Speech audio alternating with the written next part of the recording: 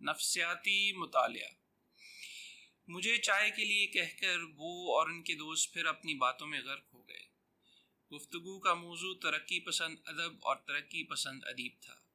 شروع میں تو یہ لوگ اردو کے افسانوی ادب پر طائرانہ نظر دوڑاتے رہے، لیکن بعد میں یہ نظر گہرائی اختیار کر گئی، اور جیسا کہ عام طور پر ہوتا ہے گفتگو گرما گرم بحث میں تبدیل ہو گئی۔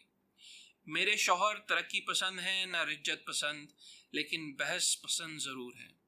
چنانچہ اپنے دوستوں کے مقابلے میں سب سے زیادہ گرمجوش وہی نظر آتے تھے۔ وہ اس اندیشے کے یکسر خلاف تھے کہ پاکستان میں ترقی پسند ادب کا مستقبل تاریک ہے۔ بحث کے دوران میں ایک مرتبہ انہوں نے تم آج شام کو ساڑی پہنو گی کیسے فیصلے کن انداز میں اپنے دوست حبیب سے کہا، تمہیں تسلیم کرنا پڑے گا کہ پاکستان میں ترقی پسند ادب کی تحریک زندہ ہے۔ حبیب صاحب فوراً سر تسلیم خم کر دینے والے نہیں تھے۔ چنانچہ بحث جاری رہی، اور جب میں چائے تیار کرنے کے لیے اٹھی تو حفیظ صاحب، جن کو سب اللہ کہہ کر پکارتے تھے، 25واں سگریٹ پھونکتے ہوئے ترقی پسند ادب پر کریملن کے مالی اثر کو غلط ثابت کرنے کی کوشش شروع کرنے والے تھے۔ میں اٹھ کر باورچی خانے میں آئی تو نوکر غائب تھا اور چائے کا پانی چولہے پر دھرا بالکل غارت ہو چکا تھا۔ میں نے کیتلی کا پانی تبدیل کیا اور باہر نکل کر نوکر کو آواز دی۔ وہ جب آیا تو اس کے ہاتھ میں اداکار کا پرچہ تھا جس کے سرے ورق پر منورما کی نیم برہنہ تصویر چھپی ہوئی تھی۔ میں نے جھڑک کر پرچہ اس کے ہاتھ سے لے لیا۔ جب دیکھو واہیات پرچے پڑھ رہا ہے، چائے کا پانی ابل ابل کر تیل بن چکا ہے اور اس کا کچھ خیال ہی نہیں۔ جاؤ پیسٹری لے کر آؤ، منٹا منٹی میں آنا۔ میں نے پرس میں سے ایک 5 کا نوٹ اس کو دیا اور باورچی خانے میں لوہے کی کرسی پر بیٹھ کر اداکار کی تصویر دیکھنی شروع کی۔ تصویریں دیکھ چکنے کے بعد میں سوال جواب پڑھ رہی تھی کہ پیسٹری آ گئی۔ اداکار کا پرچہ میز پر رکھ کر میں نے سب دانے الگ الگ تشتریوں میں چنے اور نوکر سے یہ کہہ کر کہ وہ دودھ گرم کر کے جلدی چائے لے آئے، واپس بڑے کمرے میں چلی گئی۔ جب اندر داخل ہوئی تو وہ اور ان کے دوست قریب قریب خاموش تھے۔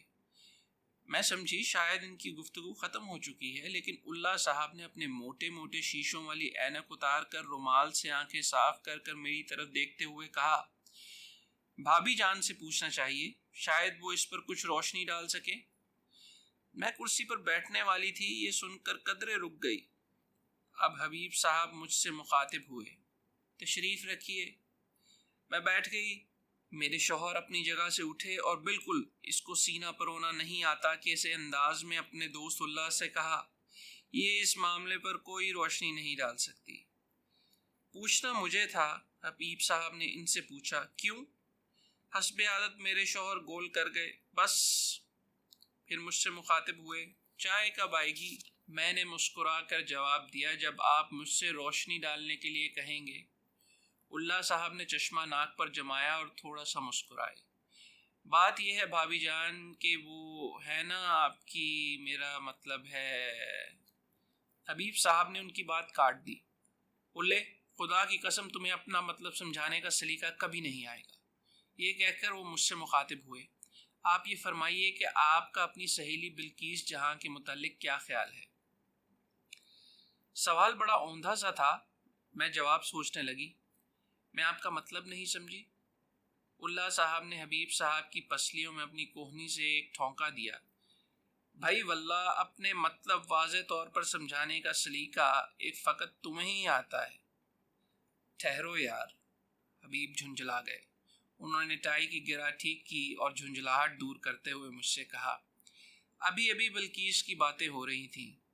اردو کے موجودہ ادب میں اس خاتون کا جو رتبہ ہے، میرا مطلب ہے کہ ان کا ایک خاص مقام ہے۔ افسانہ نگاری میں اپنے ہم عصروں کے مقابلے میں وہ بہت آگے ہیں۔ جہاں تک نفسیات کے مطالعے کا تعلق ہے، حبیب صاحب جیسے یہ کہنے کے لیے بیتاب تھے، ان کا مطالعہ بہت گہرا ہے، خاص طور پر مردوں کی جنسی نفسیات۔ میرے شوہر نے اپنے مخصوص انداز میں کہا اور میری طرف معنی خیز نظروں سے دیکھتے ہوئے اپنی کرسی پر بیٹھ گئے۔ اللہ صاحب نے مجھ سے مخاطب ہو کر میرے شوہر کے الفاظ دہرائے، جی ہاں، خاص طور پر مردوں کی جنسی نفسیات کا، اور یہ کہتے ہوئے وہ دفعتاً محجوب سے ہو گئے اور آنکھیں نیچی کر لی۔ مجھے ان پر کچھ ترس آیا، چنانچہ میں نے ذرا بے باکی سے کہا، آپ کیا پوچھنا چاہتے ہیں؟ اللہ صاحب خاموش رہے۔ ان کی جگہ حبیب بولے، کیونکہ آپ بلقیس صاحبہ کی سہیلی ہیں اس لیے ظاہر ہے کہ آپ ان کو بہت اچھی طرح جانتی ہیں۔ میں نے صرف اتنا کہا، ایک حد تک۔ میرے شوہر نے کسی قدر بے چین ہو کر کہا، بیکار ہے، بالکل بیکار ہے۔ عورتیں راز کی باتیں نہیں بتایا کرتی، خاص طور پر جب وہ خود ان کی اپنی صنف سے متعلق ہوں۔ پھر وہ مجھ سے مخاطب ہوئے، کیوں محترمہ، کیا میں جھوٹ کہتا ہوں؟ میرا خیال ہے وہ ایک حد تک درست کہہ رہے تھے، لیکن میں نے کوئی جواب نہ دیا۔ اتنے میں چائے آ گئی اور گفتگو تھوڑے عرصے کے لیے چائے کتنی، دودھ کتنا، شکر کتنے چمچ میں تبدیل ہو گئی۔ اللہ صاحب 5ویں کریم رول کی کریم اپنے ہونٹوں پر سے چوستے ہوئے پھر بلقیس جہاں کی طرف لوٹے اور بلند آواز میں کہا، کچھ بھی ہو، یہ طے ہے کہ یہ محترمہ ہم مردوں کی جنسی نفسیات کو خوب سمجھتی ہیں۔ ان کا روئے سخن ہم سب کی طرف کم اور ساری دنیا کی طرف زیادہ تھا۔ میں ان کا یہ فیصلہ سن کر دل ہی دل میں مسکرائی، کیونکہ کمبخت بلقیس اللہ صاحب کی جنسی نفسیات خوب سمجھتی تھی۔ اس نے ایک مرتبہ مجھ سے کہا، بھپو، اگر یہ اللہ صاحب تمہارے شوہر نیک اختر کے دوست نہ ہوتے تو خدا کی قسم میں انہیں ایسے چکر دیتی کہ ساری عمر یاد رکھتے۔ اول درجہ کے ریشہ ختمی انسان ہے، اسٹریم لائنڈ عاشق۔ مجھے معلوم نہیں بلقیس نے اللہ صاحب کے متعلق یہ رائے کیسے قائم کی۔ میں نے ان کی طرف غور سے دیکھا۔ اینک کے دبیز شیشوں کے پیچھے ان کی آنکھیں گڈمٹ سی ہو رہی تھیں۔ اسٹریم لائنڈ عاشق کا کوئی خط مجھے ان کے چہرے پر نظر نہ آیا۔ میں نے سوچا ایسے معاملے جانچنے کے لیے خاص قسم کی نگاہ کی ضرورت ہوتی ہے جو قدرت نے صرف بلی ہی کو عطا کی ہے۔ اللہ صاحب نے جب مجھے گھورتے دیکھا تو سٹپٹا سے گئے۔ چھٹے کریم رول کی کریم بہت بری طرح ان کے ہونٹوں سے لتھڑ گئی۔ معاف کیجیے گا، یہ کہہ کر رومال سے اپنا منہ پہنچا، کیا آپ کی سہیلی بلقیس کے بارے میں میرا یہ خیال غلط ہے؟ میں نے اپنے لیے دوسرا کپ بنانا شروع کیا۔ میں اس بارے میں کچھ کہہ نہیں سکتی۔ میرے شوہر ایک دم اٹھ کھڑے ہوئے اور بالکل شلجم بنا جلائے تم کبھی نہیں پکا سکتی کیسے انداز میں کہا، یہ اس بارے میں کبھی کچھ نہیں کہہ سکیں گی۔ میں نے غیر ارادی طور پر ان کی طرف دیکھا۔ بلی کی ان کے بارے میں یہ رائے تھی کہ بننے کے فن میں بڑی مہارت حاصل کر گئے ہیں، بے حد خشک ہیں، اور یہ خشکی انہوں نے اپنے وجود میں ادھر ادھر سے ملبہ ڈال ڈال کر پیدا کی ہے۔ بظاہر کسی عورت میں دلچسپی ظاہر نہیں کریں گے، مگر ہر عورت کو ایک بار چور نظر سے ضرور دیکھیں گے۔ دفعتاً انہوں نے میری طرف چور نظر سے دیکھا۔ میں جھینپ گئی۔ اللہ صاحب اپنے ہونٹ تسلی بخش طور پر صاف کر چکے تھے۔ ایک پیٹس اٹھا کر وہ میرے شوہر سے مخاطب ہوئے، یار تمہاری بیگم صاحبہ نے تو ہمیں بہت بری طرح ڈس اپوائنٹ کیا ہے۔ حبیب صاحب چائے کا آخری گھونٹ پی کر بولے، درست ہے، لیکن اس معاملے میں بیوی کے بجائے خاوند کسی حد تک رہبری کر سکتا ہے۔ اللہ صاحب نے پوچھا، تمہارا مطلب ہے بلقیس صاحبہ کے بارے میں؟ جی ہاں۔ یہ کہہ کر حبیب صاحب اٹھے، میرے شوہر کے کندھے پر ہاتھ رکھا اور میری طرف دیکھ کر مسکرائے۔ اپنی بیگم صاحبہ کے ذریعے آپ کو بلقیس کی عجیب و غریب شخصیت کے بارے میں کچھ نہ کچھ تو ضرور معلوم ہوا ہوگا۔ میرے شوہر نے بڑی سنجیدگی کے ساتھ جواب دیا، صرف اس قدر کہ اس کا مطالعہ کتابی نہیں ہے۔ یہ کہہ کر انہوں نے مجھ سے پوچھا، کیوں سعیدہ؟ میں نے ذرا توقف کے بعد کہا، جی ہاں، اسے کتابوں کے مطالعے کا اتنا شوق نہیں۔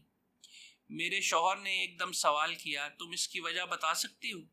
مجھے اس کی وجہ معلوم نہیں، اس لیے میں نے اپنی معذوری ظاہر کر دی، لیکن میں سوچنے لگی کہ جب بلقیس کا کام ہی لکھنا ہے پھر اسے پڑھنے سے لگاؤ کیوں نہیں؟ مجھے یاد ہے ایک مرتبہ نمائش میں گھومتے ہوئے اس نے مجھ سے کہا تھا، بھپو یہ نمائش نہیں ایک لائبریری ہے، زندہ اور متحرک کتابوں سے بھری ہوئی، غور تو کرو کتنے دلچسپ کردار چل پھر رہے ہیں۔ سوچتے سوچتے مجھے اس کی اور بہت سی باتیں یاد آ گئی۔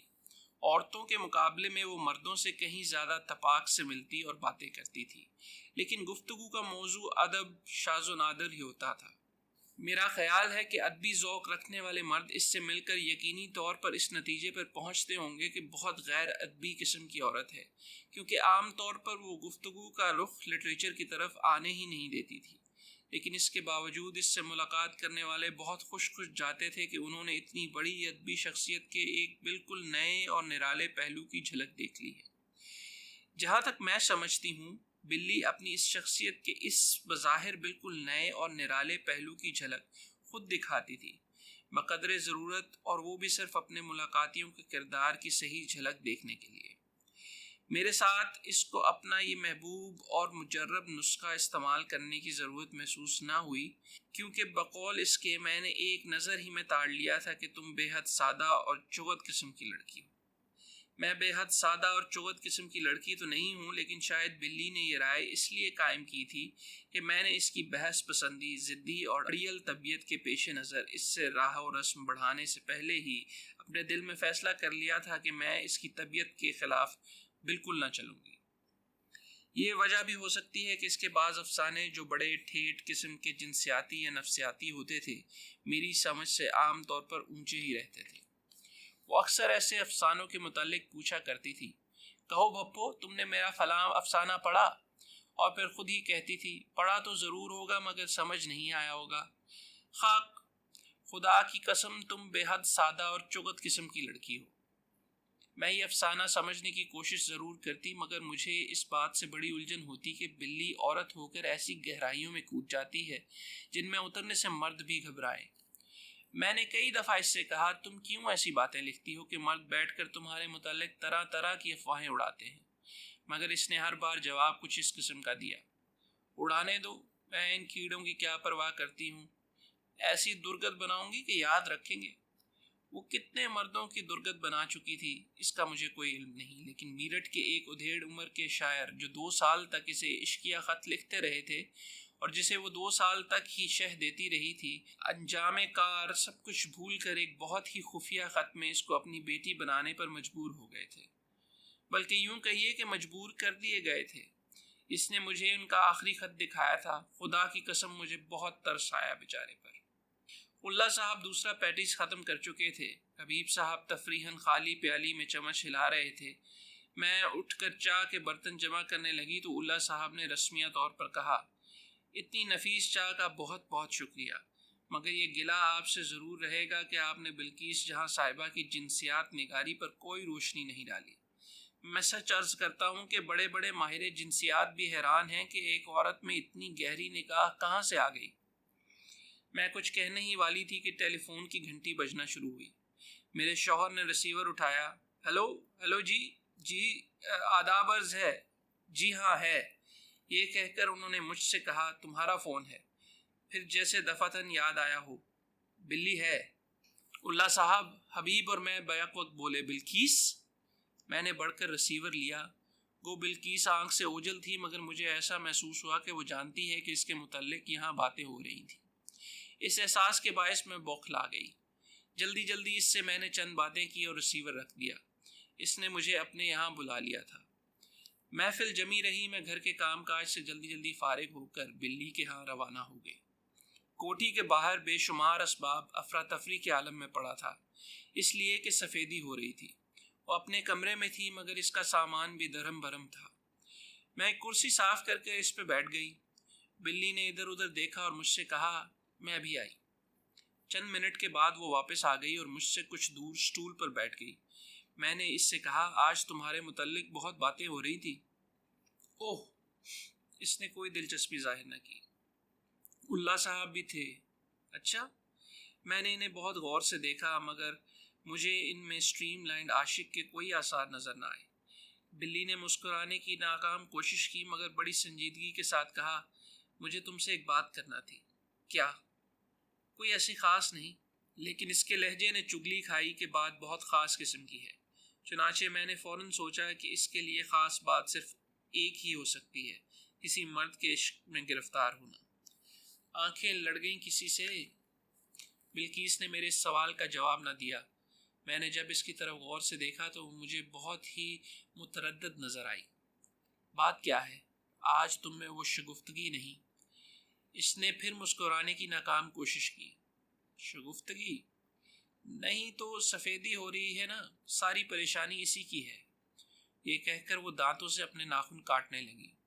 مجھے یہ دیکھ کر بہت تعجب ہوا، کیونکہ وہ اس کو بہت ہی مکروہ سمجھتی تھی۔ چند لمحات خاموشی میں گزر گئے۔ میں بے چین ہو رہی تھی کہ وہ جلد بات کرے، لیکن وہ خدا معلوم کن خیالات میں غرق تھی۔ بالآخر میں نے تنگ آ کر اس سے کہا، کیا تم میرا نفسیاتی مطالعہ تو نہیں کر رہی ہو؟ آخر کچھ کہو گی یا نہیں؟ وہ بڑبڑائی، نفسیاتی مطالعہ؟ اور اس کی آنکھوں سے ٹپ ٹپ آنسو گرنے لگے۔ میں ابھی اپنے تعجب کا اظہار بھی نہ کر پائی تھی کہ وہ اٹھ کر تیزی سے غسل خانے میں چلی گئی۔ بلی کی صدا تمسخر اڑانے والی آنکھیں اور آنسو! مجھے یقین نہیں آتا تھا، مگر اس کا رونا نہایت کرب آلود تھا، اور تو کچھ میری سمجھ میں نہ آیا۔ سینے کے ساتھ لگا کر اس کو ڈھارس دی اور کہا، کیا بات ہے میری جان؟ اس کے آنسو اور تیزی سے بہنے لگے، لیکن تھوڑی دیر بعد ایک دم آنسو رک گئے۔ مجھ سے دور ہٹ کر وہ دریچے کے باہر دیکھنے لگی۔ میں جانتی تھی کہ یہ کھیل خطرناک ہے، لیکن میں نے کوئی پرواہ نہ کی۔ کیا دلچسپ اور مزیدار کھیل تھا! وہ دیوانوں کی طرح ہنسی۔ بہت ہی مزیدار کھیل تھا۔ ان کی فطری کمزوریوں سے فائدہ اٹھایا، چند روز بے وقوف بنایا اور ایک افسانہ لکھ دیا۔ کس کا افسانہ ہے؟ بلقیس جہاں کا، جنسی نفسیات کی ماہر کا۔ اس نے پھر رونا شروع کر دیا اور مجھ سے لپٹ کر کہنے لگی، بھپو، میری حالت قابل رحم ہے۔ کیا ہوا میری جان؟ مجھ سے دور ہٹ کر وہ پھر دریچے کے باہر دیکھنے لگی۔ بلقیس جہاں کا خاتمہ! کل اس کمرے میں اس کا وجود ہمیشہ ہمیشہ کے لیے ختم ہو گیا۔ کیسے؟ یہ مجھ سے نہ پوچھو بھپو۔ یہ کہہ کر وہ مجھ سے لپٹ گئی، لیکن نہیں، میں تم سے نہیں چھپا سکتی۔ لو سنو، چند دنوں سے میں سفیدی کرنے والے مزدور کا مطالعہ کر رہی تھی۔ کل شام اس وحشی نے اچانک… بلقیس نے دھکا دے کر مجھے باہر نکال دیا اور غسل خانے کا دروازہ بند کر دیا۔ جب میں گھر پہنچی تو اللہ صاحب اور حبیب صاحب کے علاوہ اور صاحب بھی موجود تھے۔ بلقیس جہاں کی حیرت انگیز جنسی نفسیات نگاری گفتگو کا موضوع تھا۔